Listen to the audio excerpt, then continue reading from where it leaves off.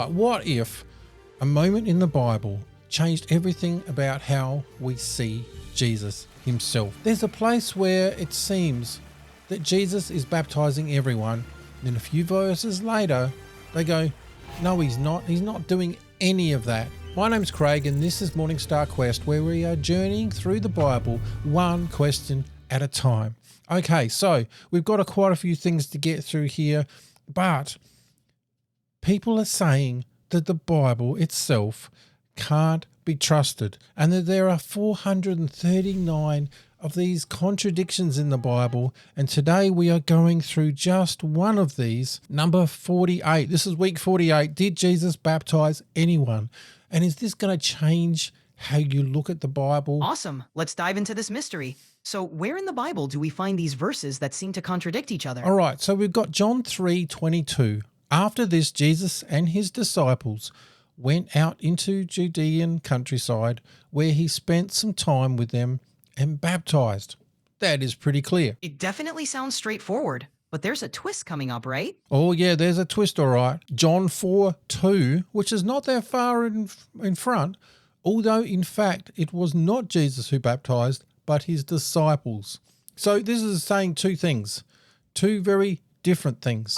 So we've got a puzzle. How do we make sense of this difference? Actually, that's a very good question. Intriguing, right? Let's dig into the context and see what we uncover. All right, let's just step into their world for a little moment. In ancient times, and even today, leaders are often credited with followers' accomplishments. I can't even say that. So like a king, we conquered a city, even though he probably never fought or picked up a sword or did anything. Yet, he says he did it. Exactly. It's like giving credit to the leader for what the team does. Makes sense that Jesus would be credited with baptizing even if his disciples were the ones doing it. So do you think that John 3:22 is doing just that? After this, Jesus and his disciples went out to the Judean countryside, where he spent some time with them and baptized. Is there any way to deduce that that's what's happening? It seems likely. The text could be summarizing Jesus' ministry, with his disciples carrying out the baptisms under his direction. But it also could say that he actually physically did it as well.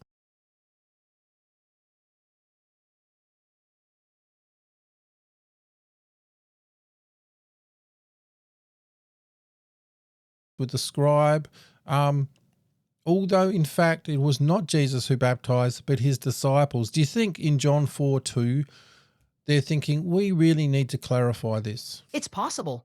They might have wanted to clear up any confusion, emphasizing that while Jesus led the movement, his disciples were the ones physically baptizing. And I find it really interesting. It's not as if it's a different letter.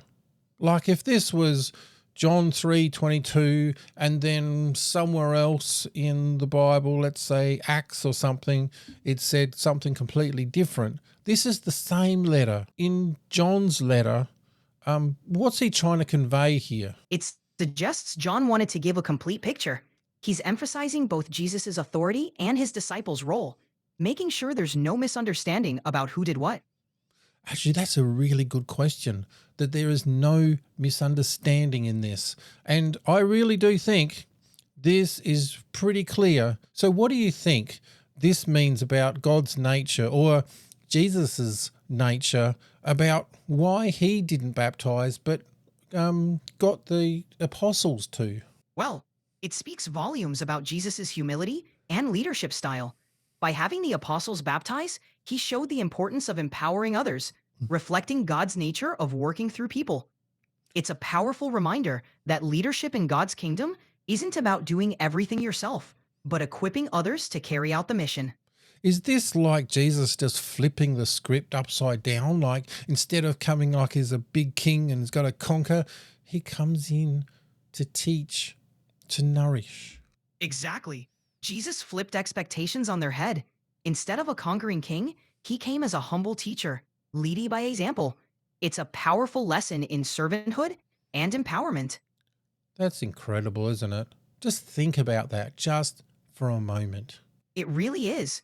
It's a whole new perspective on leadership and God's approach to power. I'm so glad he did this. It's definitely inspiring. It shows us a different way to live and lead. What would change if he did the baptizing? If Jesus had done the baptizing, it might have set a different precedent. It could have implied that only he could perform such significant acts, possibly limiting the role of his followers. By having the disciples do it, he emphasized that everyone has a part to play in his mission. That is so cool. I mean, just think about that. That is so cool, just like Jesus. And so it's really not a contradiction, is it? It's just clarifying in a deeper level. Exactly. It's more about giving a fuller understanding of how things operated. So, no contradiction, just deeper insight. All right, this is busted. We are going to go through so many more of these. Click on that one, go do something awesome for God, and I'll catch you in the next one.